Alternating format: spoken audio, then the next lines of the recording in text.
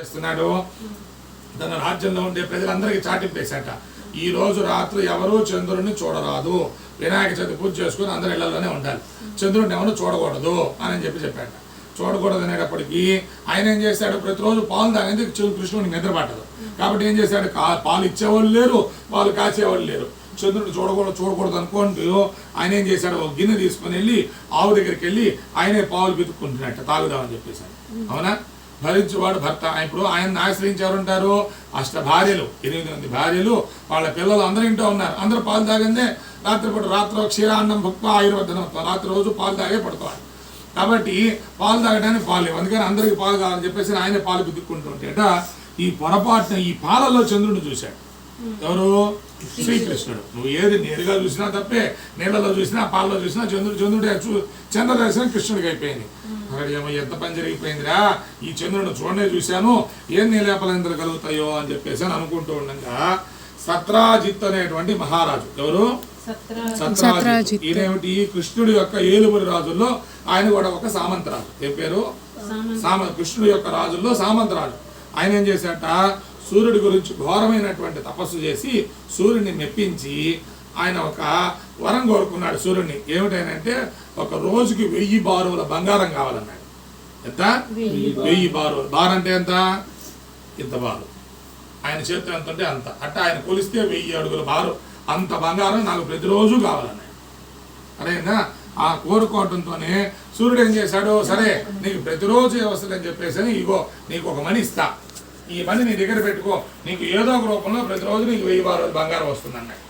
అనేటప్పటికీ ఆ సమంత, దాని పేరు సమంతకమణి. ఏం పేరు? రామో. ఏం పేరు? సమంతకమణి ఆ మణి పేరు.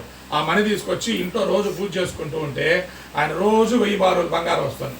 ముందు ఆయన గది బంగారం చేసుకున్నాడు, తన కోట బంగారం చేశాడు, తన రాజ్యంలో ప్రజలందరూ బంగారం చేస్తూ ఉంటే ఇది ఆ నోట కృష్ణుడి వారికి శ్రీకృష్ణుడు తెలిసింది. కృష్ణుడు అన్నాడు, మీ ఊరంతా బంగారం అయిపోయింది కదా, అది నా దగ్గర ఉంటే మిగతా నేను మంచి కార్యాలకు ఉపయోగిస్తా కదా, ఆమెని నాకు ఇవ్వచ్చు కదా అని అడిగాడు పొరపాటున. ఎవరిని? సత్రాజిత్ సామంతరాజుని అడిగాడు. అడిగేటప్పటికి ఆయన అన్నాడు, అయ్యా నేను సాధించి నేను తపఫలంగా తెచ్చుకున్నటువంటిది నీ దగ్గరికి ఎట్టా ఇస్తాను, నేను ఇవ్వలేనని చెప్పేశాడు. ఎవరికి? కృష్ణుడికి సత్రాజిత్ చెప్పాడు. చెప్పడంతో ఆయన ఏమనుకున్నాడు, సరే అయిపోయింది, ఈ సత్రాజిత్ కాలం గడిచిపోతుంది కదా, ఈ సత్రాజిత్ తమ్ముడు ప్రసేనుడు అని పేరు. ఏ పేరు? ప్రసేనుడు అయిన తమ్ముడు గారు ఏం చేశాడు, ఈ మణి చూడటానికి చాలా బాగుందని చెప్పేసి అని ఈ మణి వేసుకుంటే అందరు నన్ను బాగా చూస్తారు, బాగా ఇప్పుడు హారం కనపడుతుంది అనుకో, ప్రమాణం కనపడుతుంది కదా, ఆ మణి కనపడితే బాగా తెలుస్తుందని చెప్పేసి అని ఆ మెడలో ఎవరికి అన్నగారికి చెప్పలేదు, ఆ మెడలో మణి వేసేసుకొని బాగుంది కదా అని చెప్పేసి. అందుకనే ఇంట్లో ఏ వస్తువు తీసినా అమ్మకి చెప్పి తీసుకోవాలి. ఇది నా ఇల్లే కదా, నేను తీసుకుంటాను స్వతంత్రం లేదా అని అడగకూడదు. నాన్నకో అమ్మకో ఎవరికో చెప్పి వస్తువు తీయాలి. నాన్న జేబులో డబ్బులు తీసినా చెప్పి తీసుకోవాలి, అమ్మ దాచిపెట్టిన డబ్బులు తీసినా చెప్పి తీసుకోవాలి. బంగారం వస్తువు వెండి వస్తువు ఏదైనా చెప్పి పెట్టుకునేటప్పుడు అమ్మ నేను ఇది పెట్టుకుంటున్నానని చెప్పి తీయాలి. అదేందా? ఆయన ఏం చేశాడు, ఎవరికి చెప్పకుండా మణి బాగుంది కదా అని చెప్పి ఆయన ఏం చేశాడు, చక్కగా బయటికి వెళ్తూ అట్లానే వేటకి వెళ్ళిపోయాడు. అదేందా? ఆ మణి కాంతివంతంగా ఉంటుంది కదా, ఆ మణి కాంతి చీకటి పడ్డా కూడా ఆ కాంతిలో అన్నీ తెలుస్తాయని చెప్పేశాడు. కాబట్టి ఈ మణి ఈ ప్రసేనుడు అలా వెళ్తూ ఉంటేట ఒక సింహం ఏం చేసింది, ఆ మణిని ఎర్రగా నిగనగా మెరిసిపోతూ ఉంటూ ఇదో పెద్ద మాంస ఖండంగా ఉందని చెప్పేసి అని ఆ ప్రసేనుడి మీద దాడి చేసి ఆ మణిని తీసుకొని అది మాంస ముక్కని సింహం తీసుకొని పోతుంట. సింహం తీసుకొని పోతుండేటప్పటికీ ఆ మణి కాంతి తెలిసినటువంటి జాంబవంతుడు, ఎవరు? జాంబవంతుడు. ఎక్కడ ఉంటాడినా మనం త్రేతాయుగం నాటి మహానుభావుడు, భల్లూకం ఎలుగుబంటిలాగా ఉంటాడు జాంబవంతుడు. ఆయన చూసి ఈ సింహాన్ని, అదేంద్ర ఇంత మణిని ఈ సింహం ఎట్ట ఎత్తుకుపోతుంది తినలేదు అని చెప్పేసి అని ఆ సింహాన్ని సంహరించి ఆ మణిని తీసుకొని ఇంటికి వెళ్తూ ఉండేటప్పటికి ఆయన కూతురు పేరు జాంబవతి. ఏం పేరు? జాంబవతి. ఆమెను చూసి నానా భలే ఉంది నానా, నేను ఆడుకుంటా ఈ నాన్న అంటే, అమ్మ తీసుకోమ్మా ఆడుకోమ్మా అని. సరే ఆడుకుంటుంది. అలా రోజులు గడిచిపోతున్నాయి. ఎక్కడ ఇంట్లో ఉన్న మణియా కనపట్టలేదు, తమ్ముడా కనపట్టలేదు. కాబట్టి ఈ మణి కనపట్టలేదు, తమ్ముడు కనపట్టలేదు. కాబట్టి ఎవరు అడిగారు ఆయన మణిని?